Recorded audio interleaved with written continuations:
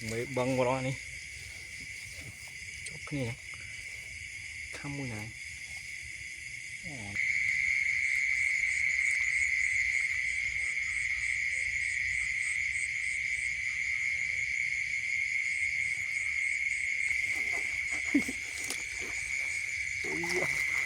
đi tập đó dạ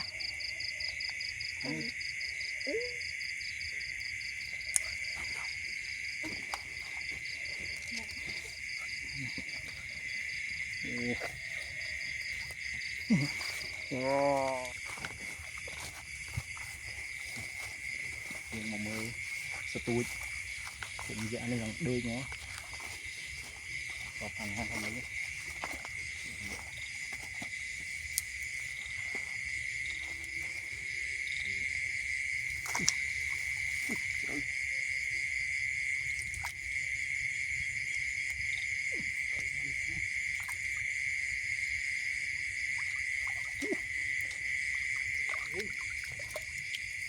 wow.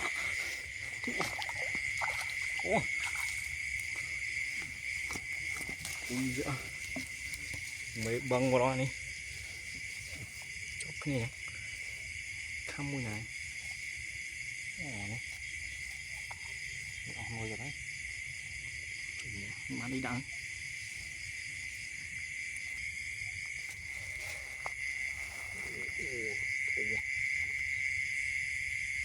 đùa giật mất luôn em á chọc nến trong tay là đuổi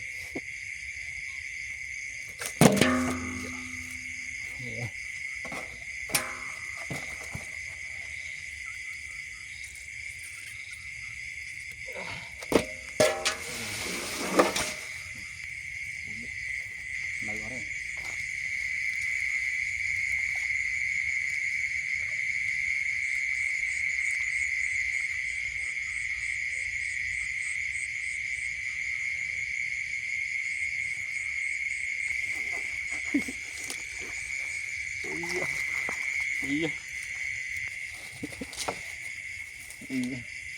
tập cặp nấy ăn mấy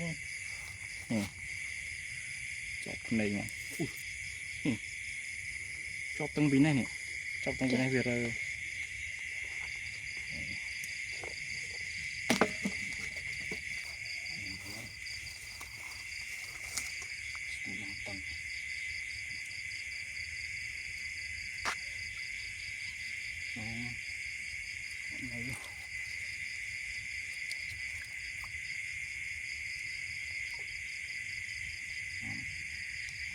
bạn nuôi cồn kém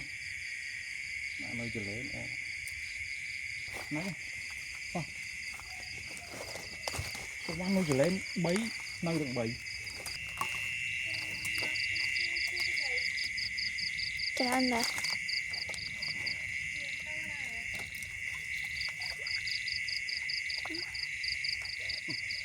nói đi ra đi ồ dạ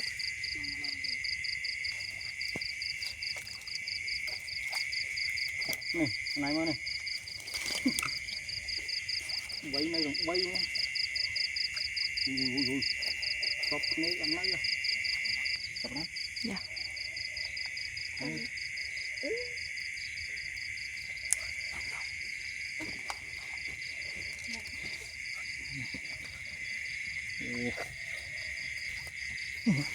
wow.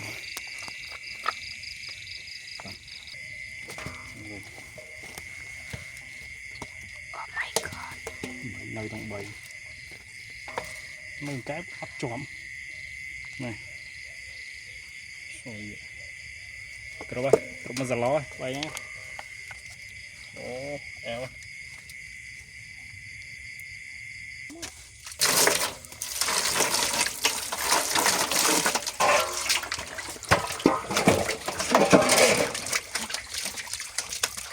ini jualan ya gặp ăn để tạo này ăn trộn hai tạo bây giờ nè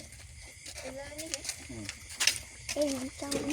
này đặt trắng trong này là khách đi lót đây Tay vậy. lót lót anh đá